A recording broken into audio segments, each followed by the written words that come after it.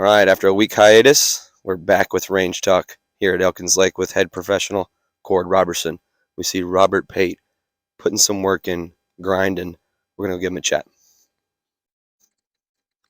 How are you doing this morning, Robert? I'm doing great. How you doing, Cord? I'm doing good. You're going to be on this week's episode of Range Talk. Great. So every week, I find an influential member, ask them 2 questions. What do you like that we've done at the club so far, and what would you like to see change moving forward? So first question, what do you like that we've changed at the club so far? Well, I tell you what, I really appreciate the fact that you go out and play with the members.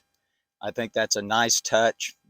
You know, that's a lot of guys that you normally probably wouldn't play with, probably wouldn't want to play with. I don't know. Y'all beat up on me a little bit out there sometimes. No, I doubt it. It's always a treat when you come out there and spend a little time with the members, see the course, see what they're experiencing out there. So I think that's a huge plus. Well, thank you. I appreciate that. I try to get out there with different groups, not trying to play with the same group every time. So that way I can kind of, get some different things from different groups because some people see different things. And y'all play a lot more than I do. This is y'all's backyard, so it's good to get y'all's opinion on the course.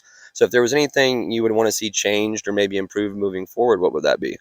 Well, I think the main thing is just some consistency in the greens. And I know y'all are working on that. And I know that's been expressed before. So, and I know Ben's working hard on it. And I appreciate the fact of what he's doing. So, yes, you'll actually be seeing probably within the next year a lot of work we'll be putting in. We actually got some new blades for the verticutters. So that's why you probably saw a lot of grass last couple of days on lakes. We were testing it out there because you can kind of see on these greens that discolored spot is 419. So that's, a little bit of contamination. We're supposed to have only Tiff Eagle. So we're trying to get that contamination out without just having to resod a whole bunch of areas. So I'd say within the next year, we kind of got the guy out with the sonar. We've caught the edge of the greens that you can see. So we're going to be doing some projects to get those greens to their original size and then cutting out a lot of that 419 material.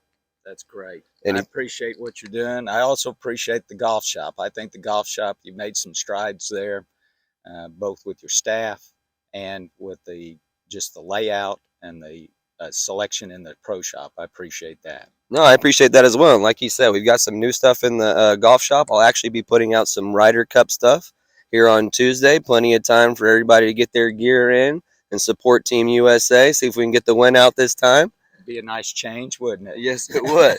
All right. Well, thank you for being on this week's episode of Range Talk, Robert. And as always, we'll see you next week. Okay.